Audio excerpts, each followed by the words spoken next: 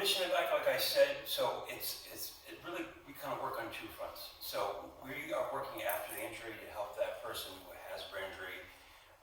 We work really hard to make sure they get what they need. On the other end of that, we're working ahead of the injury to prevent it. The only cure for brain injury is to not get one in the first place. So that mission is really important for us, but it's also, on the flip side, as you'll see throughout the presentation, is that what we're trying to do is prevent the next brain injury. And you'll see why that's so critical. I love to ask this question to kids when I do prevention work with children. I ask them, so what is your favorite possession in all the world? And if I asked you, what is your favorite thing in all the world, what would you say?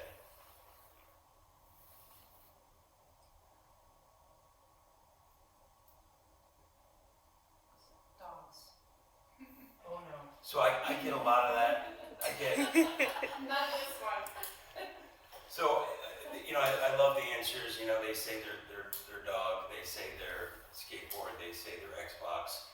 I get a lot of good answers, but usually after a conversation about what's the one thing that makes everything else possible, we usually come to universal agreement that your brain is probably the most valuable possession you have. And when you think about what a brain is and what it can do, it's everything that you are, everything that you can do. It's everything. And so if you think about one single brain injury, all the different ways that brain is going to be impacted, and then it's all the ripple effects from all of those attributes that have been affected. And so it's all about making sure people understand how to navigate that. So what we're going to talk about is how brain injury overlaps with agriculture. We're going to break down really specific concerns about prevention and adaptation. We're going to try to highlight how healing by growing and their purposes align with ours. And then I'm going to talk about resources. All right. So for this slide and for the next slide, I'm going to get into some really specific things that people should pay attention to if they're involved in farming that are high rate for injuries in general, but particularly brain injury. So vehicles in general, outside of the agricultural world, super high causes for brain injury. Certainly in farming, machinery, equipment, but when you break that out a little smaller, that includes very simple tools. So you don't have to be on a complicated farm with complicated fancy machinery, just a spade, a shovel, those kinds of things present hazards. And so it's helping people to kind of look at the environment and everything in it as a potential risk for brain injuries. Animals, super high rate for causing injuries. And there's a lot of things too, so exposure to hazardous chemicals, we don't necessarily, they're hard to see. It's hard to see a chemical, especially if it's a pesticide. It's hard to understand how it might impact the brain, but anything can. So it's really trying to break out the details of where those risks lie. Again, falls in the larger brain injury universe, falls are the highest cause of brain injury. And when you think about what a fall is anyone is prone to it, right? It's anyone can fall. In the agricultural world, falls are super high risk because of the type of environments that farmers and workers are working in. Just in the agricultural world in general, firearms and agriculture do have intersected. I know it doesn't seem obvious. It just so happens that a lot of farmers do bear firearms, and firearms are super high risk for brain injury. And again, even simple things like the environment, weather, dust, even noise exposure, but simple things like heat stress and dehydration, those kinds of things can cause brain injuries. So a lot of times those are kind of in the back of our radar, and so those are things to pay attention to. All right, so once the brain is injured, it's not just the physical aspects that may come out of that brain injury, it's all the cognitive effects. Not to mention all the emotional effects. But when you think about all those things, you think about one's physical health. So if I injure my brain, I may suffer a loss of balance. I may have vertigo. I may have paralysis, semi-paralysis. All those things are going to have an effect on my ability as a farmer to do a job. And then when you break that out even further, all the cognitive functions that are essential to farm work are very discrete. So when we interact as a farmer, we interact with the world, a lot of these cognitive functions don't seem so discrete, right? So when you think about memory, decision-making, coordination, attention, that's just the tip of the iceberg of all the things that the brain can do. And once it's impaired, all those things are going to can be impacted in any way. So if we break out a specific example, a farmer may have a hard time remembering exactly what these steps are in order to do a particular task, whatever it might be. Their ability to respond in a situation when all of a sudden it changes, in an emergency situation, like navigating, complex machinery, how to operate a tractor, those types of things. But when you consider, it may not just be the memory that this person is affected by, but also maybe loss of control. They don't have full use motor control of maybe one arm or both. So it's understanding when you're supporting these people all the different aspects that you're going to have to try to work with them to support, and we'll get more specific to that in a second. So once I've had my brain injury, there should be a rehabilitation process. Sometimes when you think about it, rehabilitation kind of goes on forever. If I'm in a rehab facility, there's many different aspects to that. There's all types of professionals who support that person with brain injury. So it may be a physical therapist, a speech therapist, a cognitive therapist, occupational therapist. It might be a social worker. There's lots of different aspects to any given brain injury that a person may sustain, and that there should be a detailed plan that grows out of rehabilitation that points towards this person's future. So if the plan is for them to return to work, and they are able to do that, and that's always the hope, like let's plan for that and let's hope for that, and if we don't get there, we're just going to keep trying to figure out how to get that person back to their work, because that's super important.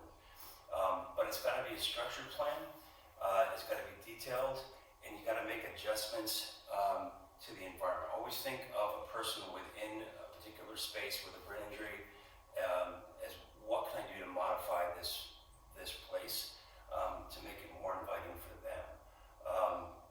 Again, think about what Healing by Growing has done today in this space, like all the different aspects that they were carefully massaging to make sure they're accessible to people with disabilities. That's certainly going to be true on the farm. Early interventions should be ongoing. When you think of the word early, it's not just soon and not later. Like don't intervene like after a problem, intervene before the problem. So it's being proactive, but it's continuing to always look ahead of the curve of what can I do to make this safer, better, more productive for this person who's returning to work. All right, this is a really important slide. So I kind of alluded to this in the beginning. So what this means is this. I have a brain injury. There it is.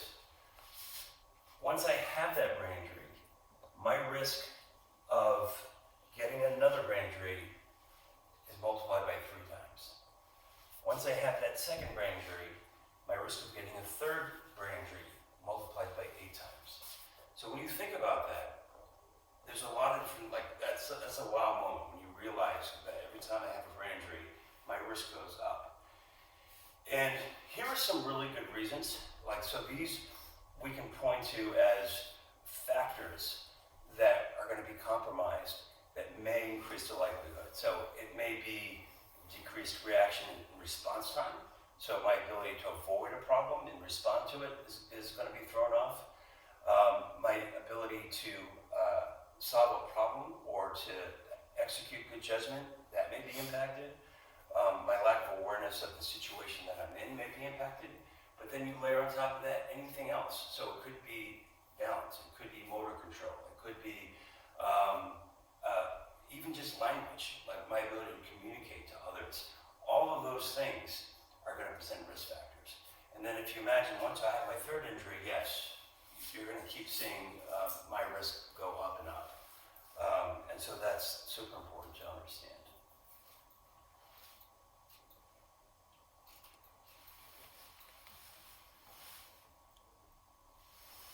All right. So these are the specific things to pay attention to. So like we alluded to before, heavy machinery is certainly a risk, but even again, it doesn't have to be heavy equipment or complicated tools. It can be simple tools. It's understanding that, you know, those impairments are going to have an impact on my ability to use things like machinery. But it's these kinds of things, like paying attention to regular maintenance, which we should be doing anyway, right? We should be making sure that our vehicles or ATVs on the farm, whatever it is, get the attention that they need. The need to do that is going to be elevated when working with people with brain injury. It's always looking at safety features. You know, again, take this outside of the farm, and this is true about seatbelts and helmets and all those things that a lot of times we just kind of take for granted and kind of gloss over. All right. So animals. One of the things I love about animals is that they become, and when we come full circle at the end of this presentation, animals have a very therapeutic value. Just like farming itself, I think, has a special therapeutic value for people with brain injuries. Certainly animals have that. But when you think about what are the risks of animals are animals, and so they're going to respond the way nature has programmed to respond. A lot of times we can avoid those injuries because we can read an animal, we can know how to communicate with an animal, we can understand and predict what it might do. But if my brain's been injured, my ability to do that is going to be altered. So it's getting very specific on how to handle these particular animals. You know, every animal is different, and so it's understanding what the risk of a horse is versus a cow versus a sheep versus a chicken. And so it's making sure people understand that. All right.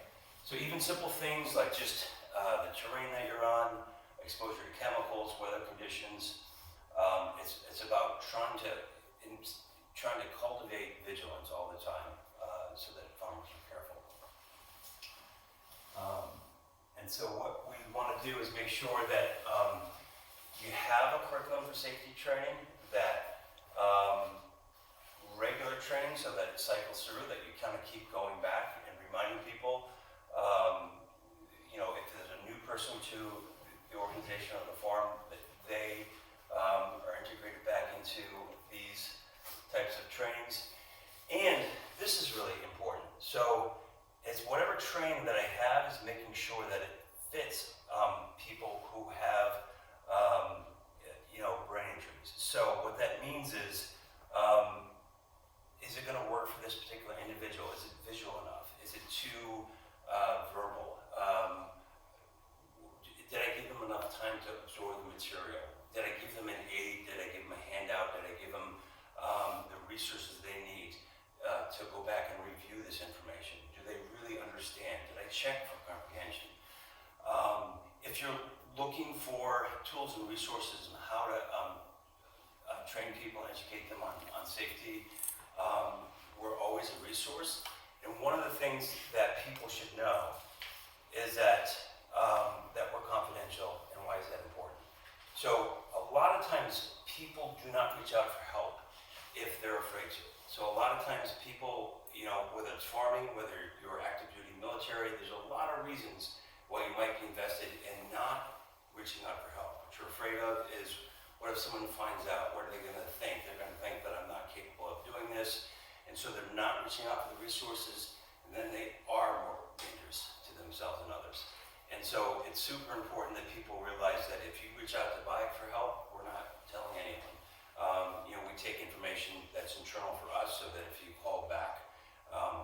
try to,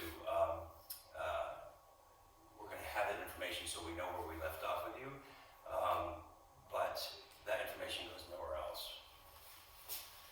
So adaptive tech, and I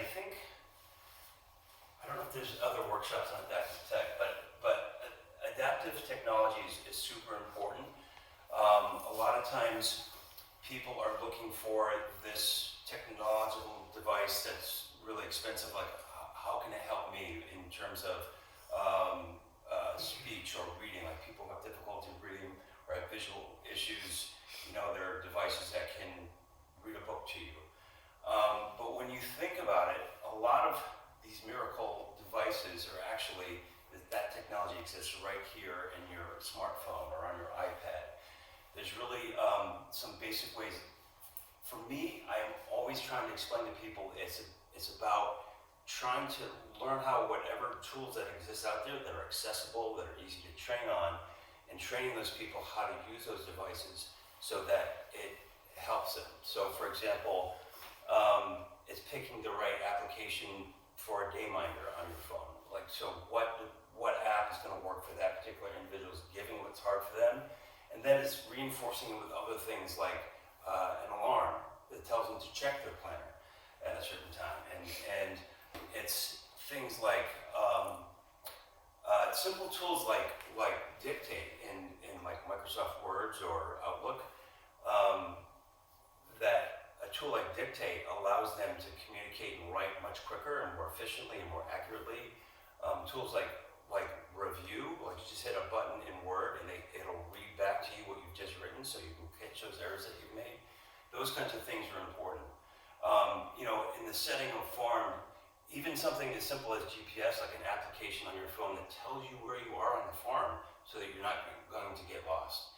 These are the kinds of things that a lot of times people miss, how easy it is for people to get lost, confused, and otherwise turned around. But it doesn't have to be like an iPhone. It can be something as simple. Technology is a Post-it note that sticks on your dashboard that says, don't forget your phone, don't forget your medication. Those kinds of things are really crucial into helping people to adapt. It could be a calendar, a notebook, a diary, a journal, those kinds of things, but you want to make sure it fits those people. A lot of times people with brain injuries have a real hard time navigating computers, laptops, iPhones, iPads. Those kinds of things might be too much, and so you just back out of that. You find the next tool or strategy that's going to be effective for them. This is a resource that is, I think, really helpful. There's a lot of other resources, and again, people who call by app can get those from us, but this is one that I found to be really helpful. They're called NEAT.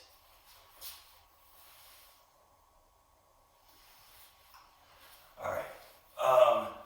So when you're looking to modify a work environment for someone, it's really critical to look at all the different ways that you can do that, including just things like shifts.